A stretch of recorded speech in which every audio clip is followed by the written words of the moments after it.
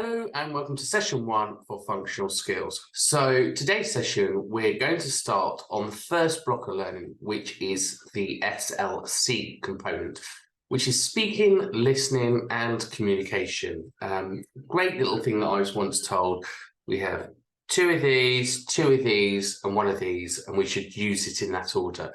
So in other words, we should look, we should listen, and then we should talk. And I think that's really prudent when we think about speaking and listening. And we have a thing called active listening and really actually understanding what's being said. And I think a lot of people do listen, but they're not actually taking in what's being said. And in health and social care, particularly, that can be extremely dangerous because if you're not listening, if you're assuming, if your mind's racing and you're jumping to the next part, you haven't actually understood or heard anything.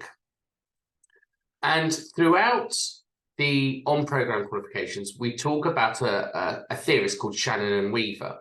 And Shannon and Weaver have this theory about the sender and the receiver. So the person speaking is the sender and the receiver is the person listening. And when we understand that theory, we can see many reasons why speaking and listening fails, why people don't actually understand what's being said, because they haven't heard or decoded the message in the correct way. And to actually hear something and understand something is a skill. So as we go through speaking and listening, it is about the case of reprogramming ourselves to participate and to actually listen and to understand what's being said and use these skills to do that. Because in your assessment, where you have to do your group discussion and your presentation, that's exactly what you're going to be assessed upon. So let's just get started. I'm going to log in and this should now be very familiar to you. You've watched the induction video there, so you've understood everything. And there's your speaking and listening book, which kind of just summarizes everything. And as you go into session 1, you've got the session plan, the PowerPoint presentation, how to identify relevant information, and then there's a worksheet there for you to work through. And again, there's further extended reading material. So there's quite a lot to cover in the first module. So 2.1 looks at identifying relevant information and extended explanations or presentations. So looking how to identify what we're saying and how we're going to say it. So let's bring up the very first PowerPoint. And straight away, you can kind of see here, it looks at decoding, and that's exactly what we were just talking about, the Shannon and Weaver process of really listening and understanding to what we're being told. So let's dive in. So throughout this lecture, excuse me, I'm losing my voice, but throughout this lecture, we need to understand why it's important to identify the main points about active listening skills, recognizing repetition, identifying transitions, summarizing. There's going to be some exercises for you to do. Some things to consider when you're doing presentations or in conversations, and that's really important because your two assessments for this is a presentation and a conversation. Again, identifying from lectures. So when you're watching all these videos, how to identify the key main points from there. If you're in an interview, group discussions, and then ways to overcome those barriers. Dealing with distraction, the language barriers, cultural differences, and then there's some practical exercises for you to try as well. So let's just start. So welcome everyone. Today we're going to dive into the topic of identifying the main points of speaking and listening, so verbal dialogue. Have you ever found yourself lost in conversation? And I can honestly say it happens to me on a frequent basis. And that's because when you work with the world of doctors or nurses or examiners and teachers, you have some that just are able to summarize and get to the point quite quickly. And you have others that talk for the sake of talking. And by the time you get to the main point, you're like, I'm not really sure what that was all about. And therefore, it's really important to try those skills of homing in and listening for the main points. And then what I tend to do, if I've spoken to a doctor and they're speaking Latin or something's going right over my head, I would then just summarize those key points. And I would say, look, can I just check my understanding here? And those that know me will know that I say things such as, so can I confirm that? Am I right in saying that? What I've just heard is that right? Because my interpretation, my decoding may be very different from the sender's intention. So we're going to cover active listening techniques today. We're going to recognize repetition. Repetition is a great thing. And I don't know if any of you have heard of Cocomelon songs, but if you haven't, or if you've got children you can't not have because you'd be living under a rock. But if you haven't heard of Cocomelon songs, they use repetition deliberately in all their songs because there are theories that if you say the same thing 3 times, it goes into your long-term memory.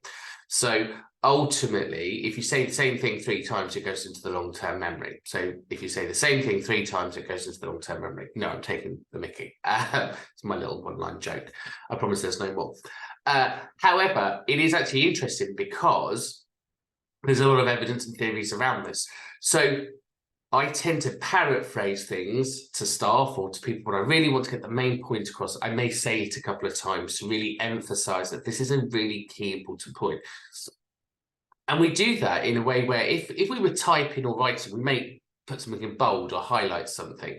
So by repeating, we're putting it in bold, if you like. We're basically saying, look, I really need you to understand this because, and then we kind of repeat it a couple of times. You'll learn how to identify keywords. So again, that's that listening to that repeating bit and then summarizing that back. And then obviously we need to identify some of those common barriers around communication. So you know how to overcome them. So let's sit back and dive in. So why is it important to identify the main key points? I'll give you a minute. Why is it important to identify the main key points? And yes, there is writing on the screen here, so a bit of reading if you skip ahead. But why is it important to identify the key points? Just think about the question. And hopefully what you're coming up with is that Shannon and Weaver's theory around sending and receiving, coding and decoding. Because if you misunderstand something, there could be consequences, and we want to avoid consequences. We need to be sure that we've understood the intention of the sender. And we're all responsible for that. So we're responsible for listening, and then the sender is responsible for sending. So if we have listened and we haven't understood, then we need to be questioning that to go back to the main points to really get that solid understanding. So identifying the main points in verbal dialogue is crucial for effective communication. It's quite clear it allows us to extract the most important information from conversations and focus on really what matters. For example, imagining you're in a meeting with your boss discussing a new project, identifying the main points. A better understanding of those goals will obviously help you achieve those projects much more efficiently. And I've been through this where I work with people internationally, and because of the language barrier, in my head, the project is very clear, on screen looks very clear. The receiver has received, and I think they've understood because, again, generally people just agree with you. And then when you come back a week later to review the project, it's nowhere near where it should be. And when you drill down, it's because they haven't understood. So I have learned the hard way on that on many occasions. So when people now say to me, yes, I've understood, I tend to then say to them, great, in your words, can you summarize back to me what it is I need you to do? So active listening looks at a skill to identify the main points of verbal dialogue. And active listening really does mean being focused and present. So if you're somebody with a very busy mind or being very busy, if you are not focusing, if your cognition isn't slow, so if you haven't slowed everything down, you're not going to listen, because up in your head, I guarantee what's going on is, what am I doing later? Why am I listening to this? Or I haven't got time for this. I've got to do this. So part of your brain is already processing something else. So therefore, it will only hear every other word. So it's really important that with active listening, we look at those essential skills for identifying the main verbal points in dialogue. And then I'm focusing on the speaker and paying attention to the word, the tone, and the body language. And those that know me will know I'm quite expressive with my hands anyway. And sometimes when we kind of use our hands, we come forward, we're trying to, again, bullet point, we're trying to underline something to make it a real point. And again, with my tone, normally those that know me, when I start talking, I get really passionate about a subject. Sometimes I can speed up. And sometimes I really try to put the emphasis behind something. So if you're listening for that emphasis, you can feel the tension in the way that the language is picking up. And that gives you an idea that actually what you're listening to has kind of meaning. And politicians do this all the time. When you listen to a politician, or at least good politicians, you can see through their body language that they're excellent communicators, that they're able to express with their hands freely, that their facial expressions look really good, and they talk at a pace and a tone which is appropriate to the audience. So to active listening is a verb to active listen during a verbal dialogue, it's important to avoid distractions. So in other words, being present in the room. So to avoid distractions, just make sure that you're there. Make sure you're consciously on, maintain eye contact. Eye contact is so important to show the sender, to show the sender that you are receiving properly. Because through good eye contact, we can tell whether it's going in. And normally when I lecture face to face, I can look at people's facial expressions, and I call it the glass effect. You can just see when somebody's expressions go blank, and that's because they're processing, and therefore I know that what I'm talking about is too deep, or I've gone too complicated, or I've gone too technical. So it gives me an opportunity as the sender to change the way in which I'm communicating and bring it back a bit, or just check understanding. So identifying key words, it's an important skill when it comes to identifying the main point from verbal dialogue. Key words are the words that carry the most weight in a sentence or a phrase, and they can give you the clue as to the speaker is trying to convey, so what's trying to be said. To identify keywords, pay particular attention to words that are repeated or emphasized. So again, if we say the same thing over and over again, or we repeat ourselves, clearly this sender has something that we should be listening to. Or if you feel that the body language is coming up, or the pace and tone has come up, they're really trying to get you to understand that unique point, what the actual point is. And again, if we think about text on paper, we've highlighted it, it's gone bold. For example, if someone is saying, I love my dog because he's always there for me, the word love, because again, when we talk about emotion, you tend to pick it up a bit, so you can hear the speaker, the volume go up. So for example, I love my child, I love my dog, which I actually love a dog. So again, love being a word of emotion, you can hear it picks up. So just by listening to that, love will probably register up in your brain, and you're going to go, oh, I've got that. So other ways to identify keywords is to look for words and signs or signals for a change in the topic or discussion. So these words are called transitions. So again, when we go from one subject to another subject, how have we transitioned from there to there? And to understand how different parts of conversations are related. So for example, the transition words include however, moreover, or nevertheless. So pay attention to those key words, and you can get a better sense of the speaker and the overall structure of the conversation. So, and I think that's really great, because actually when you hear people say however, or I don't think many people say moreover, we do in academic writing, but we do say things like nevertheless or however, you can feel that the conversation is transitioning, and therefore it gives you an idea. So recognizing repetition. So recognizing repetition is key still to identifying the main points of verbal dialogue. When someone repeats themselves, it often means they're emphasizing the most important part or an idea. Pay particular attention to that. you can identify these key points and a better understanding of the speaker of the message.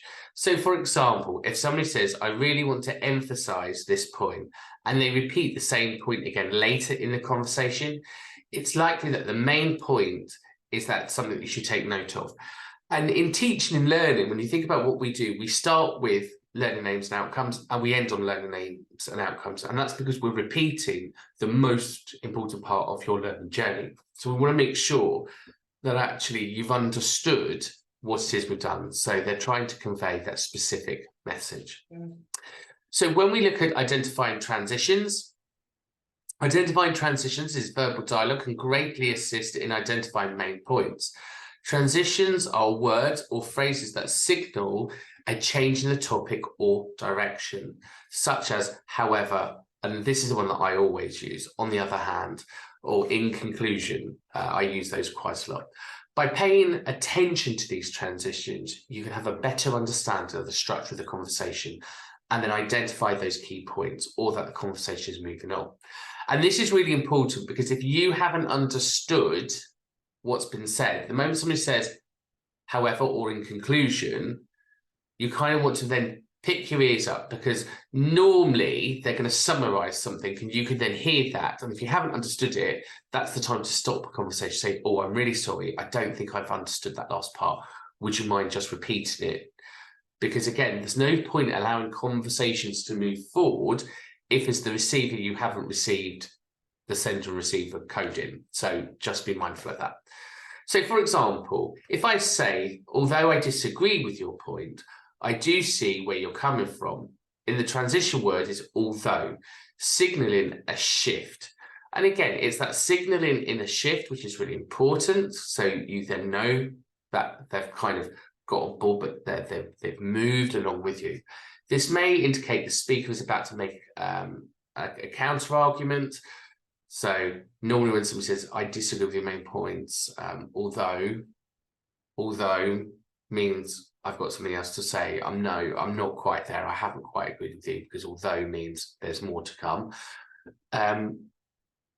They could then identify those key points. Similarly, if someone says in summary, this transition words that they're about to summarize the main points. And again, I do that quite a lot. I guess so in summary, it means this, because what I'm trying to do is I'm trying to take all of what I've said down into a couple of sentences for it to stick.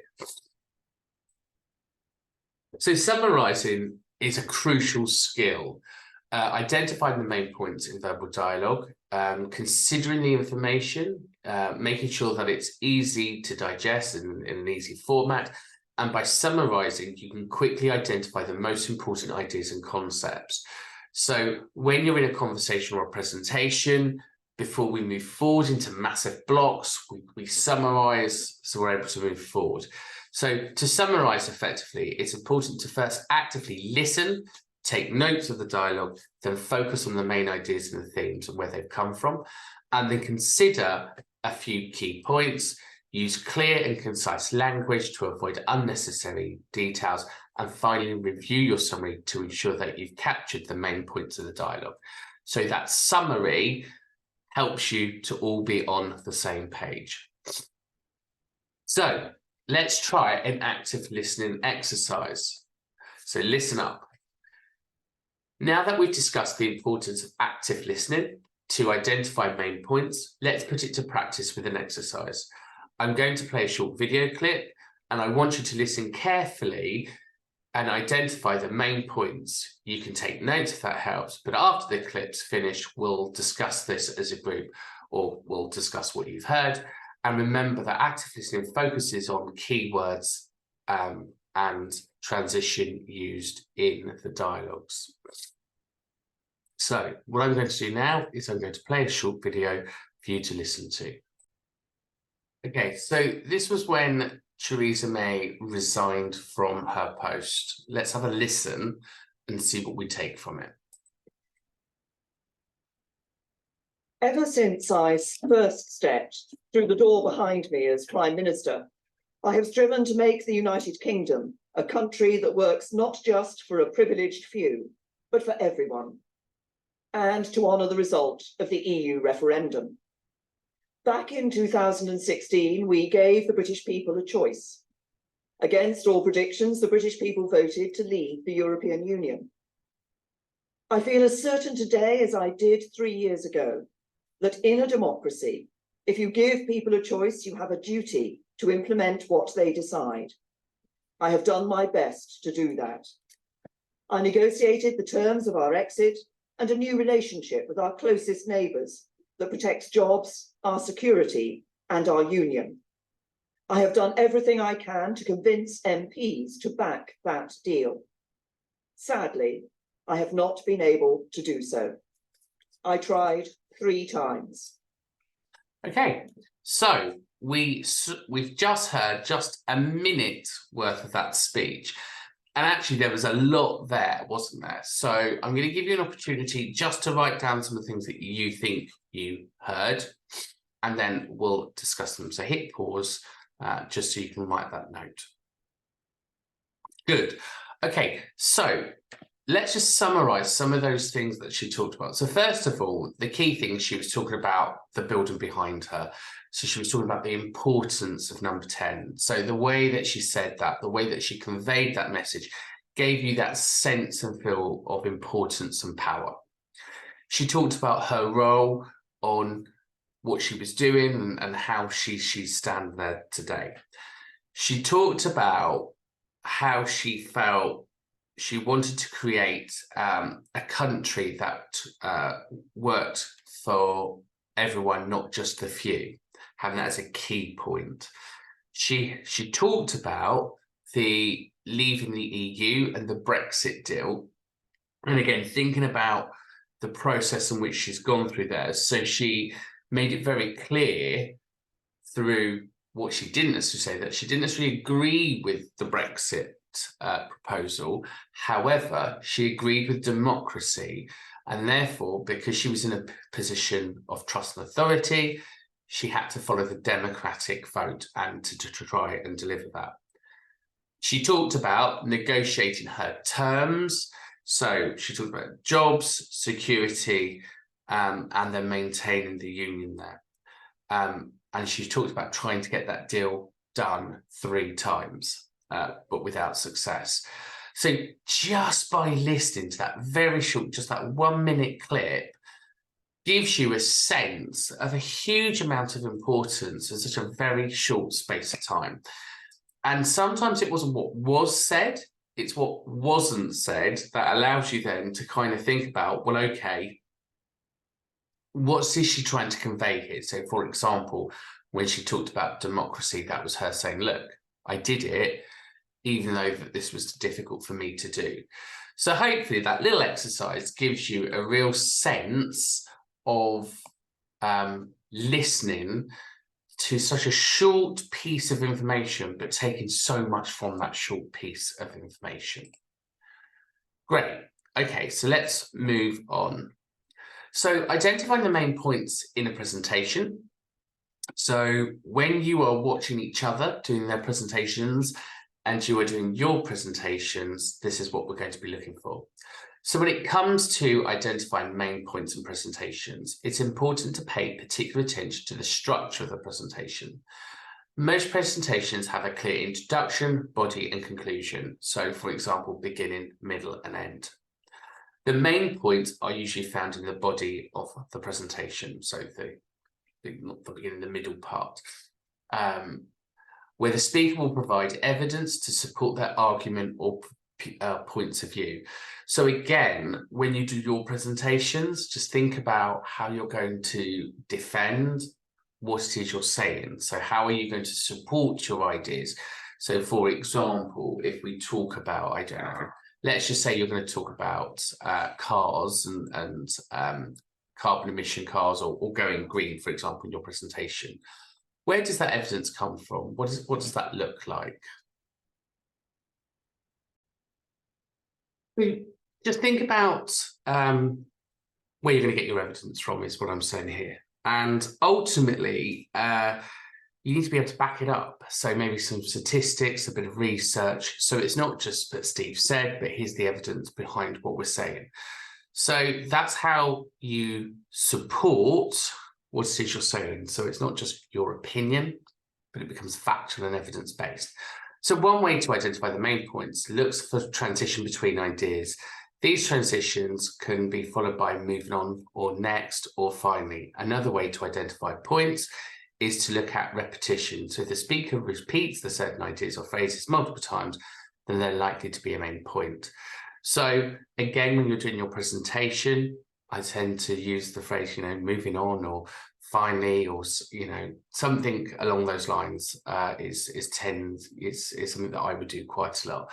So just going back, identifying those main points, and then allowing the presentation to move on naturally. And ultimately, when you do your presentation, you've only got a short period of time to get your main points across. So getting them across as simply as you can is the best way when you do your presentation. So identifying the main points in conversation. So when you start your group discussions and you have a conversation with somebody, you need to be able to identify those main points. So when it comes to identifying the main points in conversations, active listening is key. So remember 2.1. It's key to pay close attention to what the speaker is saying, looking for patterns, looking for those words and those connecting words and those transitional words. One helpful tip is to make notes of any key words or phrases. So again, as Therese made it earlier, I just jotted down some of the key things so I was able to summarize that back to you. This can often be helpful and be indicators of the main key points. And another way to identify key points in conversations is to listen for those transition words. Transition words are phrases or singles or a change in topic or direction of the conversation. By recognizing these transitions, you have a better understanding of the structure of the conversation to identify those main points. So identify the main points in a lecture. So that's useful for here and now and moving forward. When attending a lecture, it's important to actively listen and make notes. One effective way to identify the main points is to look at repetition of information. The lecture may repeat certain points or transitional phrases. Another way to identify the main points is to pay attention to the structure of the lecture. The lecture may introduce a topic, provide supporting details, and then summarize those main points. By understanding the structure, you can better understand and identify the main points. So, identifying the main points in an interview. So during an interview, it is important to actively listen and pay attention to the interviewee's questions, or the interviewer's questions, sorry. This will help you identify the main points that you're trying to get across. It's also important to take note during the interview to help you remember the key points. One way to identify the main points in an interview is to look for repetition. So if the interview asks the same questions on the topic multiple times, it's likely that the main point is a main point that they want to emphasize. Another way to identify main points is to pay attention to those transitions. So if the interviewer moves from one topic to another, this can indicate a shift in the main topic. So part of your final assessment for speaking and listening is a group discussion. So in a group discussion, it's a great way to exchange ideas and to collaborate with others. However, it can be a challenge to identify the main points in the midst of multiple voices and multiple opinions. One effective strategy is to actively listen for keywords and the phrases that are repeated or emphasized by multiple participants. Another strategy is to pay attention to transition between topics, and this can be a signal for a shift of focus onto something of importance or more important. It's also important to say engaging in the discussion and avoid distractions such as checking on your phone, letting your mind wander, and staying present and focused, better equipped for the points and to contribute meaningfully to the conversation. So when you do your group discussion as part of your assessment, we've got some practice videos for you to look at the end of this module. You'll obviously take part in it. And what we're looking for is that you're able to summarize what somebody else has said, but introduce new ideas or exchange your thoughts and feelings on that topic. And that's what we're looking for in that assessment. So overcoming the barriers to identifying the main points. One of the most common barriers to identifying the main points of the verbal dialogue is distraction. So I'm hoping you're all paying particular attention here. Whether it's a noisy environment or personal thoughts, distraction can make it difficult to focus on what's being said. To overcome this barrier, it's important to minimize those distractions as possible. This could mean finding quiet places for the conversations to take place, practicing mindfulness, so slowing your cognition down, being present in the room, ready to listen. And another common barrier to language, is language barriers. When communicating with somebody who speaks a different language, it can be challenging to identify the main points. And I wouldn't necessarily the main language here. Yes, language can be a barrier, but equally so can regional dialect. So depending on the part of the country, that can be quite difficult too.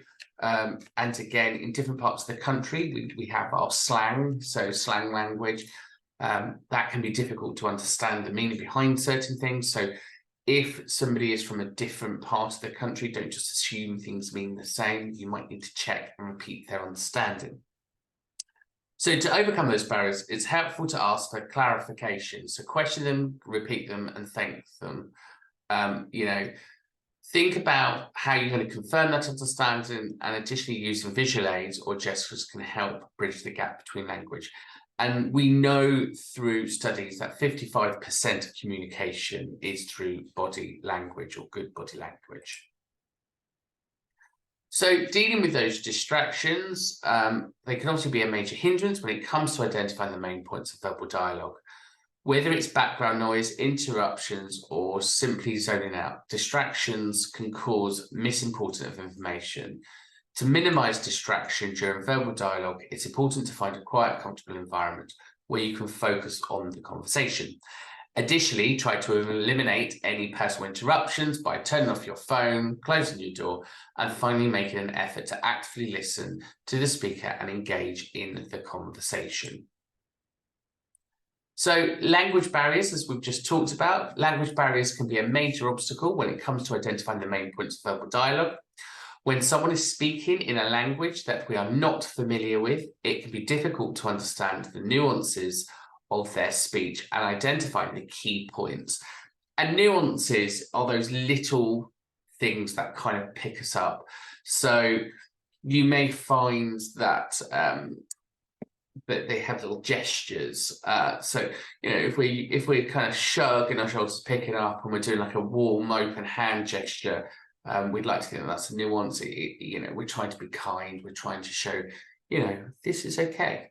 When people do this, it's a sign of frustration and stuff like that. So again, just picking up on the littler things could be difficult. One way to overcome this barrier is to use visual aids, such as diagrams or pictures, to help illustrate the main points. Additionally, speaking clearly for the questions and phrasing and what the speaker has said can also help encourage stuff to be understood and the message to be sent correctly.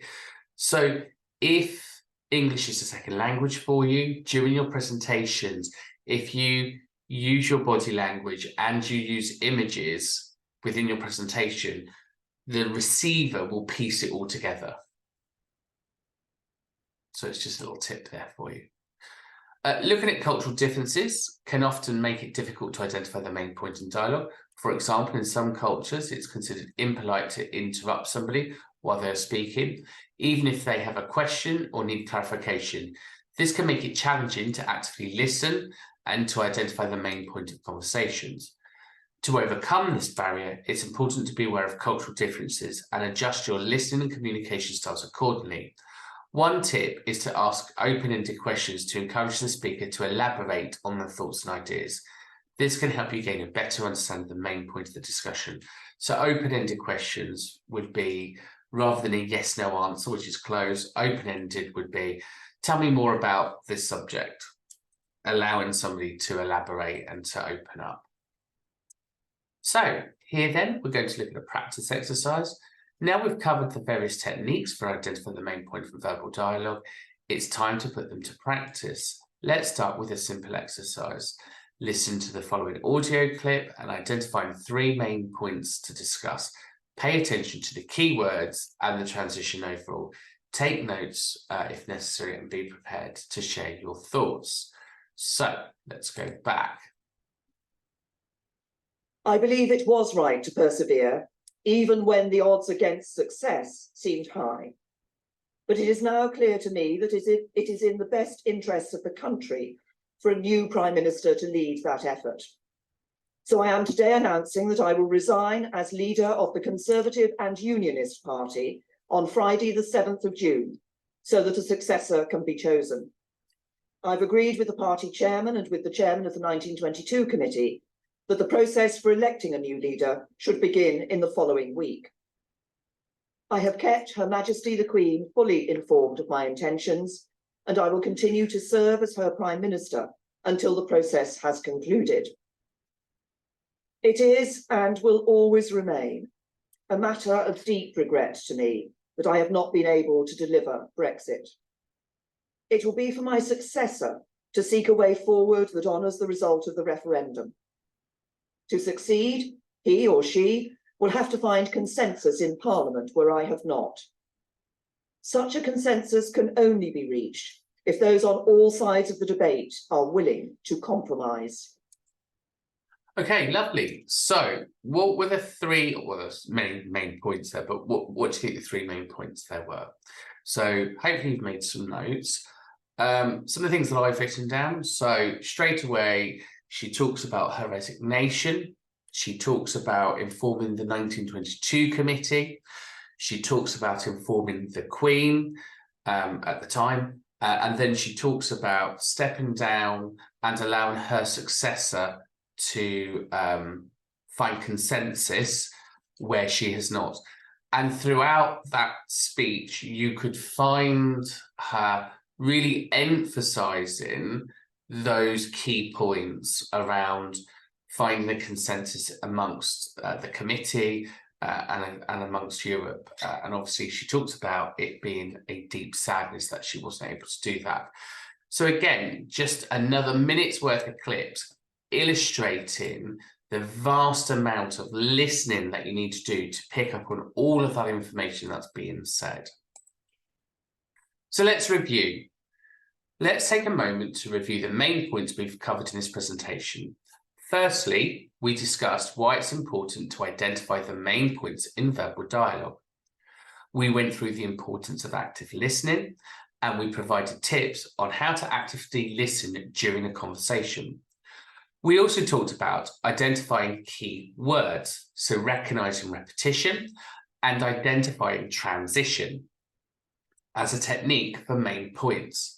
Additionally, we discussed the importance of summarizing and provided tips on summarizing effectively. Now, we need to explore how to identify the main points in different contexts, such as presentations, conversations, lectures, interview, and group discussions. We also discussed common barriers and identified the main points of discussion. We looked at language barriers and cultural barriers as well. We identified tips on how to overcome them. And finally, we did 2 practice exercises on listening to the tone of their skills and their voice. And additionally, we looked at all of that kind of play together. So, are there any questions? Now, obviously, if you're watching this on the recording, you can always go to the discussion board. So in the discussion board, we'll pop session 1 and we'll see if anyone's got any questions there. But alternatively, you can always message me as well. So don't be shy, come forward. There's no such thing as a silly question. So remember, that's how we assume we've understood on the sender and the receiver model. So in conclusion, identifying the main verbal dialogue is crucial that we can gain an enhanced communication understanding. By active listening, identifying key words, recognizing repetition, identifying transition, and summarising, individuals can effectively identify the most important information being conveyed. Not only does the skill improve communication in personal and professional settings, but it also allows individuals to better understand the complex ideas and the arguments presented in lectures, presentations, interviews, and group discussions. By overcoming common barriers such as distractions, language barriers, and cultural differences, individuals can improve their ability to identify main points and become much more effective communicators.